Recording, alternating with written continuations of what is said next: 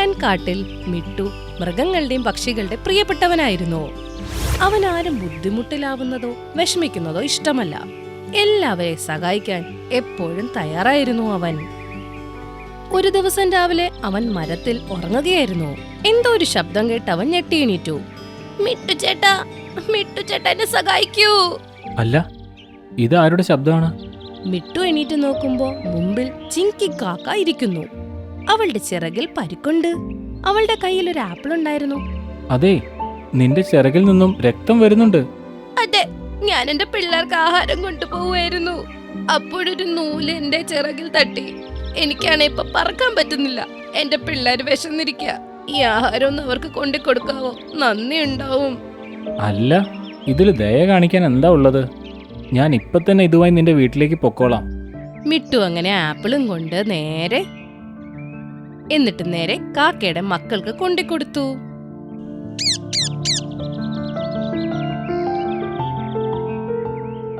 നിനക്ക് സുഖമാവുന്നത് വരെ നീ ഇവിടെ തന്നെ നിന്നോ. നന്ദിയുണ്ട് മിട്ടു ചേട്ടാ, നിങ്ങൾ നന്നായി വരും. മിട്ടു കാട്ടിലെ എല്ലാ മൃഗങ്ങളെയും പക്ഷികളെയും ഇതുപോലെ എപ്പോഴും സഹായിക്കുമായിരുന്നു. എല്ലാവർക്കും അവനെ ഭയങ്കര ഇഷ്ടമായിരുന്നു. ഒരു ദിവസം മിട്ടു ഫലങ്ങളുള്ള സ്ഥലത്തെത്തി. അവിടെ അവന് പേരയ്ക്ക കാണാൻ പറ്റി. ഇത് കൊള്ളാലോ, ഈ പേരയ്ക്ക വളരെ ഫ്രഷാണ്. മിട്ടു അപ്പോ പേരയ്ക്ക കഴിക്കുകയായിരുന്നു. അപ്പോൾ നീ ഇവിടെ പേരയ്ക്ക കഴിച്ചോണ്ടിരിക്കുക. മിട്ടു, നീ ഒരു കാര്യം മറന്നുപോയി. അല്ല മൈനെ, നീയോ? ഞാൻ ഇപ്പൊ തന്നെ നിന്റെ അടുത്തേക്ക് വരാനിരിക്കുകയായിരുന്നു. ഓ, ഇനി അത് കൂടുതലൊന്നും പറയാൻ നിക്കണ്ട. ഒരുപാട് ദിവസമായില്ലേ നീ എന്നെ കാണാൻ വന്നിട്ട്. എനിക്കാണെങ്കിൽ നിന്റെ കൂടെ ജീവിക്കാൻ ആഗ്രഹമുണ്ട്. പിന്നെന്താ, ഞാൻ ഇവിടെ തന്നെ നിൽക്കാം. അങ്ങനെയാണെങ്കിലേ എന്നെ നിന്റെ വീട്ടിലേക്ക് കൊണ്ടുപോകു. അങ്ങനെ അവര് രണ്ടുപേരും ഭാര്യയും ഭർത്താവായി സ്വീകരിച്ചു. അങ്ങനെ മൈന മിട്ടു ഉണ്ടാക്കിയ കൂട്ടിൽ ജീവിക്കാൻ തുടങ്ങി. ഒരു ദിവസം രണ്ടുപേരും സംസാരിക്കുകയായിരുന്നു. അപ്പോഴേക്കും അവിടെ ഒരു ബുൾബുൾ വന്നു. മിട്ടു ചേട്ടാ, എന്റെ കൂടെ ഒന്ന് പെട്ടെന്ന് വാ. എന്താ, എന്തു പറ്റി? എന്റെ കുഞ്ഞിന് വയ്യാണ്ടിരിക്കുകയാണ്. എന്റെ കൂടെ ഒന്ന് പെട്ടെന്ന് വരുമോ? ഡോക്ടർ മുയലിന്റെ അടുത്ത് പോണം. എനിക്ക് ഡോക്ടറിന്റെ വീട്ടിലേക്ക് പോകാനുള്ള വഴി അറിയില്ല. ശരി, ഞാൻ ഇപ്പൊ തന്നെ പൊക്കോളാം. അല്ല, ഒരു മിനിറ്റ്. പോകുന്നതിന് മുമ്പ് നീ എന്നോട് സമ്മതം ചോദിച്ചോ? മൈന, നീ ഇത് കാണുന്നില്ലേ? പാവം എത്ര സങ്കടത്തിലാണെന്ന്. സങ്കടത്തിലാണെന്ന് എനിക്കറിയണ്ട. ഇത്രയും രാവിലെ നീ എന്തായാലും പോവണ്ട ഇവിടുന്ന്. പിന്നെ ബുൾബുൾ, ഡോക്ടർ മുയലിന്റെ വീട് അന്വേഷിക്കാനല്ലേ വേറെ ഏതെങ്കിലും മൃഗത്തിന്റെ അടുത്ത് ചോദിച്ചാ പോരെ? ഇദ്ദേഹം എന്തായാലും നിന്റെ കൂടെ വരത്തില്ല ഇനി. ഇത് കേട്ട് വിഷമിച്ച് ബുൾബുൾ അവിടുന്ന് സങ്കടത്തോടെ പറന്നു പോയി. അതെ, ഇപ്പൊ നിങ്ങൾ എന്റെ ഭർത്താവാ. വെറുതെ ആവശ്യമില്ലാതെ ഓരോരുത്തരുടെ അടുത്ത് ഇങ്ങനെ പോവണ്ട. മിട്ടു അതിന് ഉത്തരവൊന്നും കൊടുത്തില്ല. പക്ഷേ ബുൾബുളിനെ ആലോചിച്ച് അവന് നല്ല വിഷമമുണ്ടായിരുന്നു. അടുത്ത ദിവസം സോനു പ്രാവും ടിങ്കു കിളിയും അവന്റെ അടുത്തേക്ക് വന്നു. പിറ്റു ചേട്ടാ, ഞാൻ വലിയ അപകടത്തിലാ ഇപ്പോ. എനിക്ക് നിങ്ങളുടെ സഹായം വേണം. നീ എന്ത് ബുദ്ധിമുട്ടിലാണെങ്കിലും എന്റെ ഭർത്താവിനെ ഞാൻ ഇവിടെ നിന്ന് എവിടെയും വിടത്തില്ല. എന്റെ മിറ്റു ചേട്ടാ, ഇതെന്താ ഇവിടെ പറയുന്നത്? നിങ്ങളുടെ അടുത്ത് സഹായം ചോദിച്ചു വന്ന് തിരിച്ചയക്കുവാണോ? ഇതിനു മുമ്പ് ഇത് സംഭവിച്ചിട്ടില്ല. ഉണ്ടായിട്ടില്ലെങ്കിലേ ഇനി അങ്ങോട്ടുണ്ടാകും. ആദ്യം ഈ കാട്ടിലെ മിട്ടു ആയിരുന്നു. ഇപ്പൊ ഇതെന്റെ ഭർത്താവാ. ഞാൻ ഇദ്ദേഹത്തിന് എവിടെയും വിടില്ല. നീ പോയിക്കോ ഇവിടുന്ന്. മിട്ടു ഇത് കേട്ട് ആകെപ്പാടെ വിഷമത്തിലായി. ടിങ്കു കിളിയും പ്രാവും അവിടുന്ന് പറന്നുപോയി. അങ്ങനെ കുറെ ദിവസം നീണ്ടുപോയി. അങ്ങനെ പതിയെ പതിയെ കാട്ടിൽ മുഴുവനും മിട്ടുവിന്റെ കാര്യം പാട്ടായി. ആരും ഇപ്പം മിട്ടുവിന്റെ അടുത്ത് സഹായം ചോദിച്ച് പോവാറുണ്ടായിരുന്നില്ല. കുറച്ചു ദിവസം കഴിഞ്ഞ് മേന ഒരു മുട്ടയിട്ടു.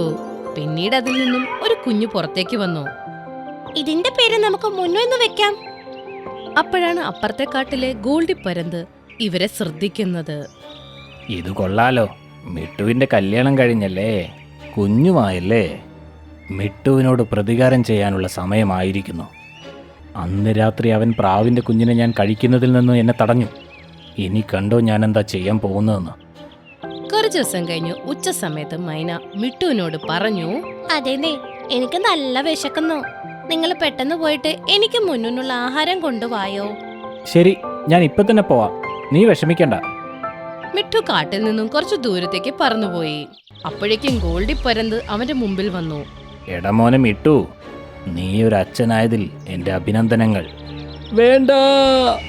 മിട്ടു ഓടി ഓടി പറക്കുകയായിരുന്നു. പക്ഷെ ഗോൾഡി പരന്ത് അവനെ ആക്രമിച്ചു. ഗോൾഡി പരുന്ത് മിട്ടുവിനെ നല്ല രീതിയിൽ ആക്രമിച്ചു. ഇനി നിനക്ക് എഴുന്നേൽക്കാനാവില്ല. നീ എഴുന്നേൽക്കാനൊന്ന് ശ്രമിച്ചു നോക്ക്. പക്ഷേ എനിക്കറിയാം, നിനക്ക് നിന്റെ ഭാര്യയും മകനെയും രക്ഷിക്കാനാവില്ല. ഇത് പറഞ്ഞ് പരുന്ത് അവിടുന്ന് പറന്നുപോയി.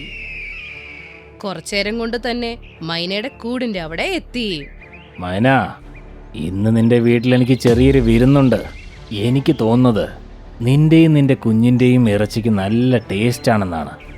എന്റെ ദൈവമേ, ഈ പരുന്ത് എവിടുന്ന് എപ്പോ വന്നേ? എന്റെ കുഞ്ഞിനെ തൊട്ടു പോരുത്, ഇല്ലെങ്കിൽ ശരിയാക്കി കളയും. അത് ശരി, നീ ഇനി എന്ത് ചെയ്യാനാ? ഇവനെ നീ നോക്കി നിൽക്കെ കൊന്നു കളയും. ഇത് പറഞ്ഞ് ഗോൾഡി പരുന്ത് അവരുടെ അടുത്തേക്ക് പോവുകയായിരുന്നു. അപ്പോഴേക്കും സോനു പ്രാവ് അവരുടെ മുമ്പിലേക്ക് വന്നു. ദുഷ്ടപരുന്തേ, ഈ കുഞ്ഞിന്റെ അടുത്തുനിന്ന് ദൂരെ പോ. വെറുമൊരു പ്രാവായി നീ എന്നെ പേടിപ്പിക്കുന്നു. ആ പരുന്ത് സോനുപ്രാവിനെയും ആക്രമിച്ചു. സോനുപ്രാവ് ഒരുപാട് ശ്രമിച്ചു പരുന്തിനെ തോൽപ്പിക്കാനായിട്ട്. പക്ഷെ സോനുപ്രാവിനും ഒന്നും ചെയ്യാൻ പറ്റിയില്ല. ദുഷ്ടപരുന്തേ, ഇവിടെ നിന്ന് പോ. പരുന്തെന്തോ ചെയ്യാൻ പോയപ്പോഴേക്കും പെക്കർവുഡ് അവിടെ ഓടി വന്നു. ദുഷ്ടപരുന്തേ, വേഗം ഇവിടെ നിന്ന് പോ. ഈ കുഞ്ഞ് മിട്ടുവിൻ്റെതാണ്. അവൻ കാട്ടിലെ എല്ലാ മൃഗങ്ങളെയും സഹായിക്കുന്നവനാണ്. ഇവന് നീ ഒന്നും ചെയ്യാൻ ഞാൻ നിന്നെ സമ്മതിക്കില്ല. നീയും വന്നല്ലേ, നിന്റെ ധൈര്യമൊന്ന് ഞാൻ കാണട്ടെ. അങ്ങനെ പെക്കർവുഡും പരുന്തും കൂടെ യുദ്ധത്തിലായി. പെക്കർവുഡ് ഒരുപാട് ശ്രമിച്ചിട്ട് പരുന്തിന് പരിക്കേൽപ്പിച്ചു. നീ എന്നെ വേദനിപ്പിച്ചത് ഒട്ടും ശരിയായില്ല. ഇനി കണ്ടോ. പരുന്ത് മുഴുവൻ ശക്തിയോടെ പെക്കർവുഡിനെ നല്ല രീതിയിൽ ആക്രമിച്ചു. ഇനി ഒട്ടും രക്ഷയില്ല. പരുന്ത് മുന്നുന്റെ അടുത്തേക്ക് പോവുകയായിരുന്നു. അപ്പോഴേക്കും അവിടെ മൂട്ടുകുരങ്ങൻ ചാടി വന്നു. അതിന്റെ കൂട്ടത്തിൽ രാമു ആന, ജിറാഫ്, കരടി, പുള്ളിപ്പുലി, കുറുക്കൻ എല്ലാരും വന്നു. എന്റെ അമ്മച്ചി, ഒരു കുഞ്ഞിനെ രക്ഷിക്കാൻ വേണ്ടി ഇത്രയും മൃഗങ്ങളോ? ഇത് മിട്ടുവിന്റെ മകനാണ്. മിട്ടു ഞങ്ങളെ എല്ലാവരെയും സഹായിച്ചിട്ടുള്ളതാണ്. അവനിവിടെ ഇല്ലാത്തപ്പോൾ അവന്റെ കുഞ്ഞിനെ സംരക്ഷിക്കാനുള്ള ചുമതല ഞങ്ങൾക്കല്ലാതെ പിന്നെ വേറെ ആർക്കാ? മൂട്ടുകുരങ്ങൻ അവനെ പിടിച്ച് നേരെ താഴത്തോട്ടങ്ങ് ഇട്ടു.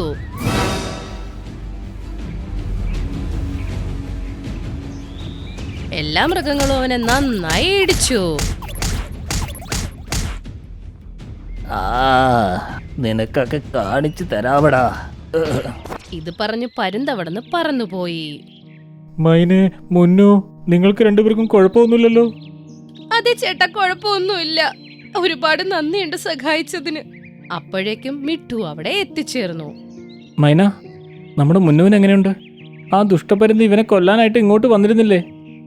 ഞാൻ ഒറ്റയ്ക്കായിരുന്നെങ്കിൽ മുന്നു ഒരിക്കലും ഈ ലോകത്ത് ജീവനോടെ ഇരിക്കില്ലായിരുന്നു. നിങ്ങളുടെ സുഹൃത്തുക്കൾ ഉള്ളത് കൊണ്ടാ. നമ്മുടെ മുന്നുവിന്റെ ജീവന് വേണ്ടി അവരൊരുപാട് പോരാടി. ഞാൻ നിങ്ങളോട് എല്ലാരോടും ഞാൻ ചെയ്ത തെറ്റിന് മാപ്പ് ചോദിക്കുന്നു. ഇനി മുതലും മിട്ടുചേട്ടനെ നിങ്ങൾ സഹായത്തിന് വിളിച്ചാൽ ഞാൻ തടയില്ല. എനിക്കിപ്പോഴാ മനസ്സിലായത്, ഒരാളെ സഹായിച്ചു എന്ന് വെച്ച് നമുക്കൊന്നും പറ്റില്ല എന്ന്. നമ്മളെപ്പോഴും നമ്മുടെ കൂട്ടുകാരെയും നമ്മുടെ അയൽപ്പക്കക്കാരെയും സഹായിക്കണം. ഇത് കേട്ടപ്പോ മിട്ടുവിനും ബാക്കിയുള്ള മൃഗങ്ങൾക്കും സന്തോഷമായി. അതിനുശേഷം മിട്ടുവിനെ മൈന ഇതുവരെ ഒരു സഹായിക്കുന്ന കാര്യത്തിനും തടഞ്ഞിട്ടില്ല. അതുമാത്രമല്ല, അവളും മിട്ടുവിന്റെ കൂടെ ചേർന്ന് മറ്റുള്ളവരെ സഹായിക്കാൻ മുൻനിരയിൽ നിന്നു.